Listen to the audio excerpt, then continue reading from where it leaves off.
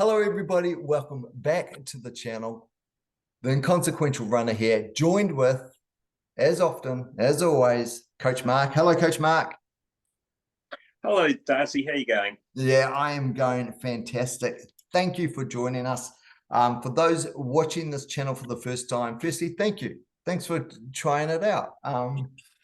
What this is all about, it's for runners. We ask Coach Mark one question per video to keep it short and sharp. They're around about 10 minutes, but we make them nutritionally rich and deep to do with that question, so you can take information and incorporate it in your running to make running either faster for you, if that's what you're after, or more fun, or keep you free of injury so you can continue to run. That's it. That's what it's all about. I was going to say there's no adverts in this, but if you'd like to sponsor us, drop us a line. If you want to reach out to Coach Mark directly and have Coach Mark as your coach, his details are in the notes. Let's get straight into it. Coach Mark, I want to talk to you, or the question we've got for you today is around plateaus.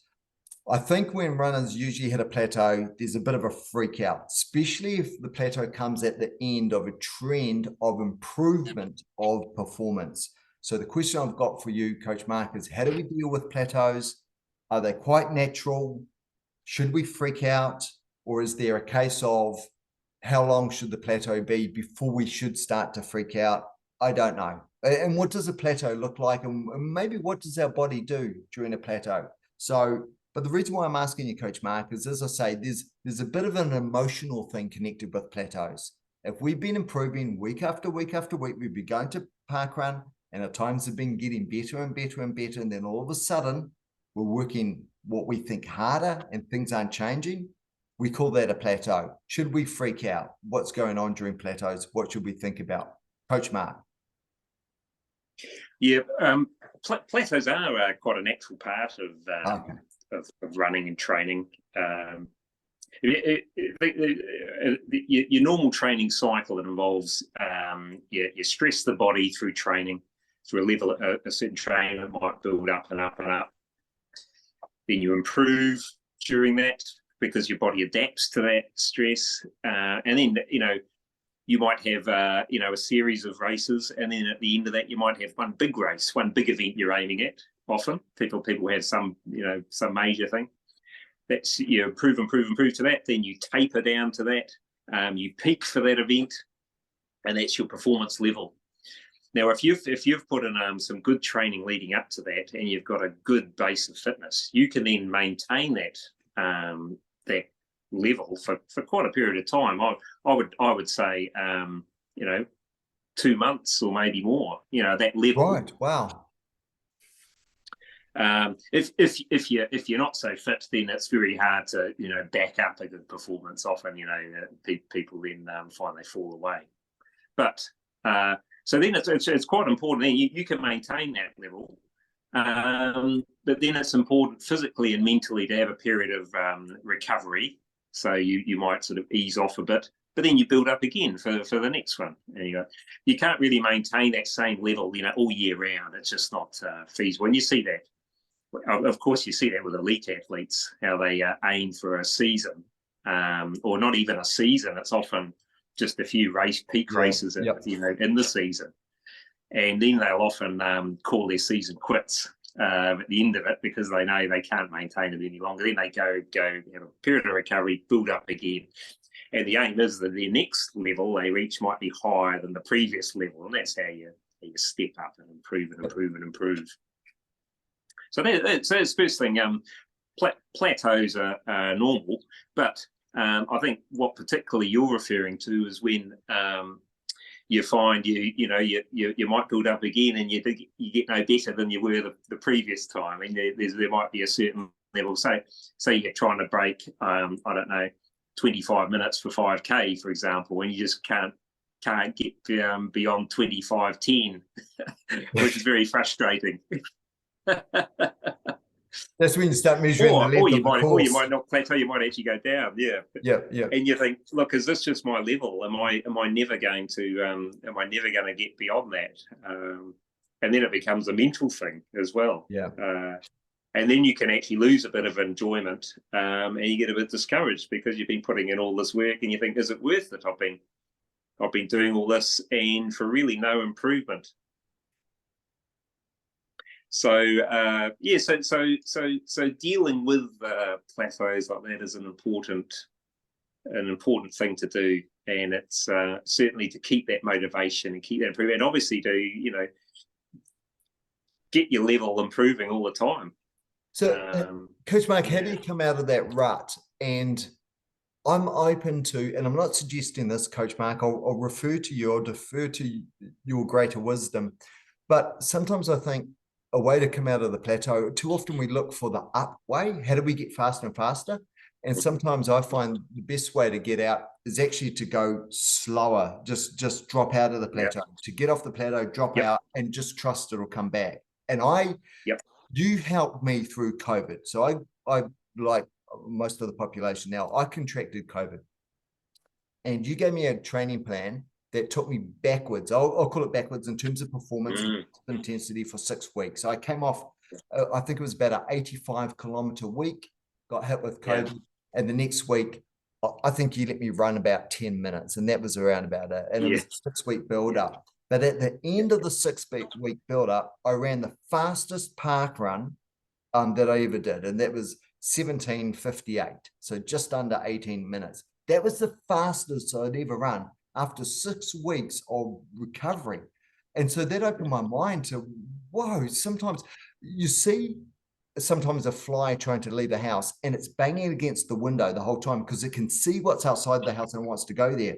But the fastest way to get out is not to try and go through the window, is to go back through the house and find a gap to get outside. Do you know what I mean?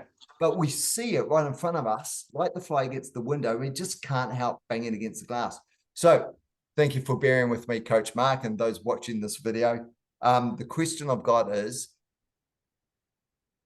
can we get off a plateau if we just get stuck? Is it sometimes a good thing to do to just wind everything backwards? Don't keep trying pushing forwards and getting frustrated. Is winding backwards an option? I don't know.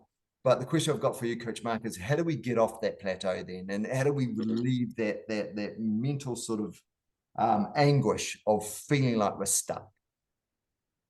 Yeah.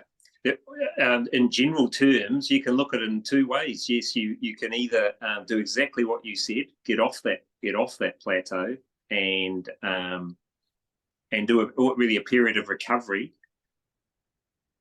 or you go the other way. Yeah.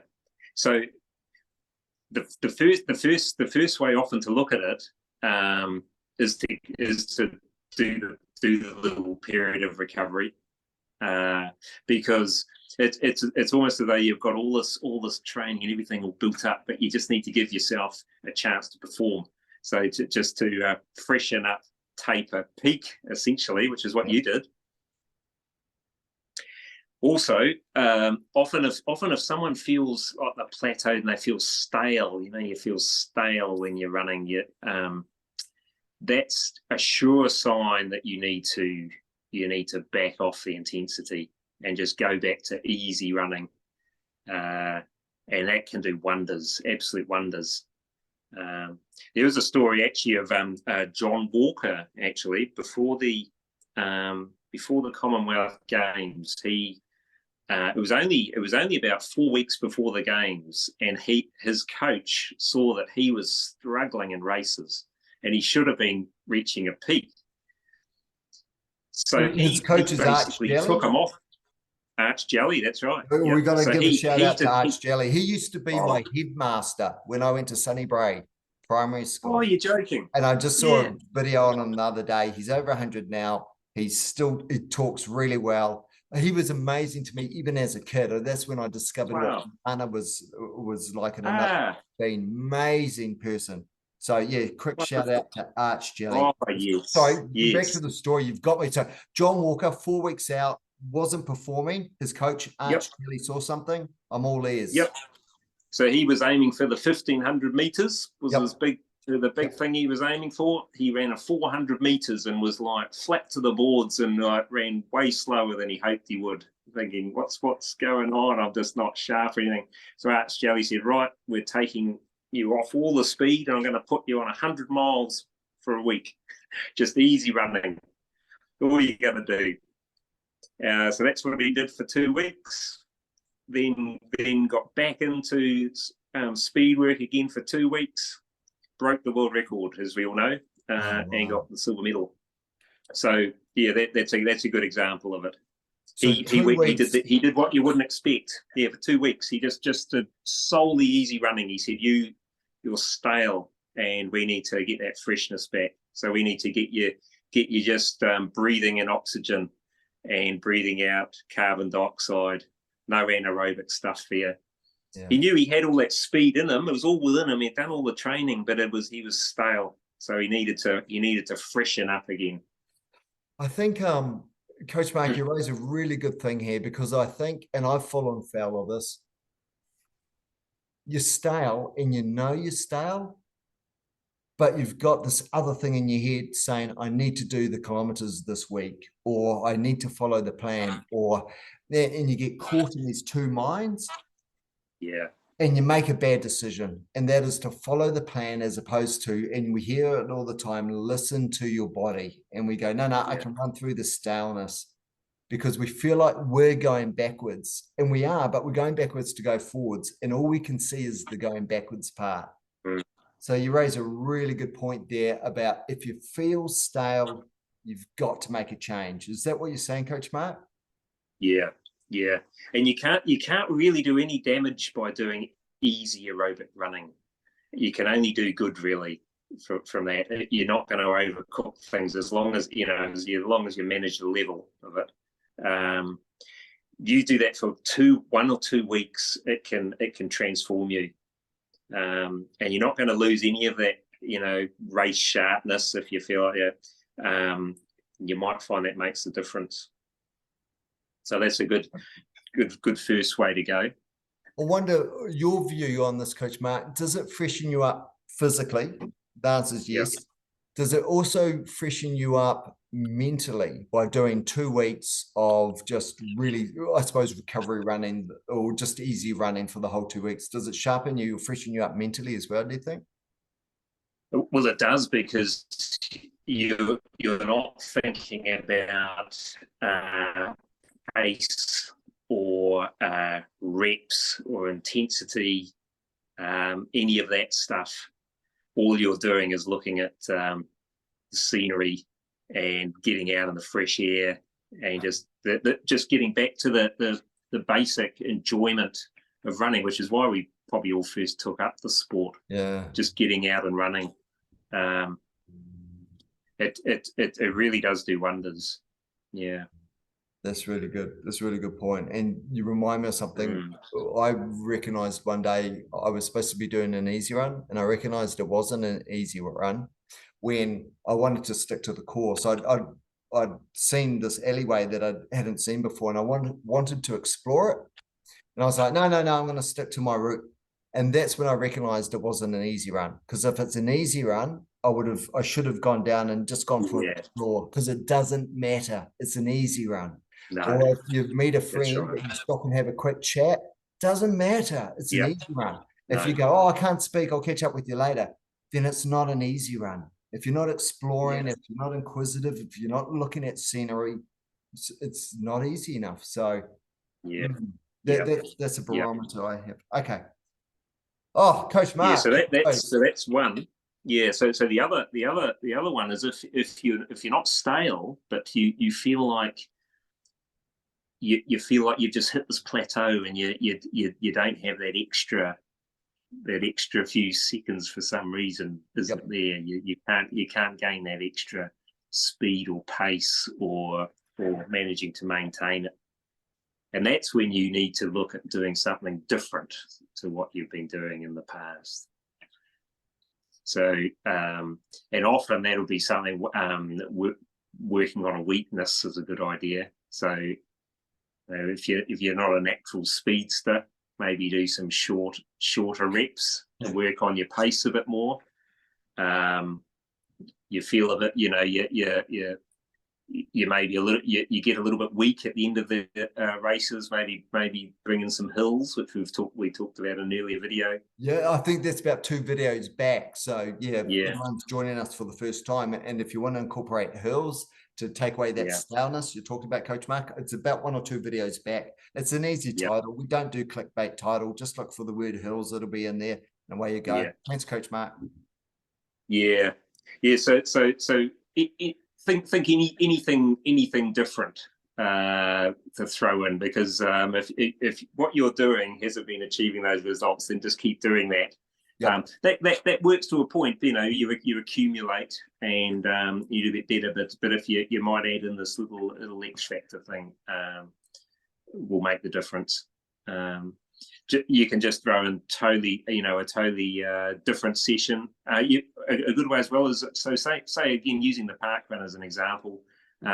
You've been running park runs every week, and hitting a level. So don't keep running park runs every week, 5K. Maybe do a 10K event. Maybe do a park run, but run easy for 3K, and then run really hard for 2K at a faster pace than your park run PB. So you actually get yourself running quicker than you need to run. Then when you go back to running the park run, it's going to seem, going to seem relatively more efficient. Yeah. Try a different park run course. Different park run course. Yeah. Okay. Anything like that. Throw different things at. Get yourself. Whether using an analogy of our generation, take the needle off the record. No, that's coming back. That's like Generation Z. It is coming back. Yeah, of course it is. Yeah. Okay. Anyway, Coach Mark, thank you so much. There is a lot of fear around plateaus, and I think what you've done today is just let us know that they are a natural form of training, and or our running life cycle. But there are a couple of things to keep your eye out for. And then if you are stuck in a plateau, there's a couple of disruptors, which you've talked about in the end of this video, that you can look at employing. And one of those things, and that story around Arch Walker and Arch Jelly and John Walker, in terms of winding it back, as a massive disruptor. And if it's good enough for John Walker, and if it's something Arch Jelly said, it applies to all of us. So yeah, Coach Mark, thank you so much. Are there any other last words, or is anything popped in to your mind, or is there anything else around plateaus? No, not really. No. Just think those 2 things: either wind it back or something different. Yeah. No, that's awesome. Simple rules. Coach Mark, thank you so much.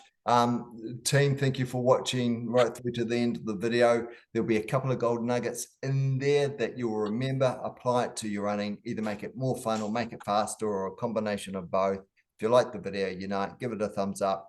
If you want Coach Mark to be your coach, his details are in the show notes. So that's that drop down box just under this video here.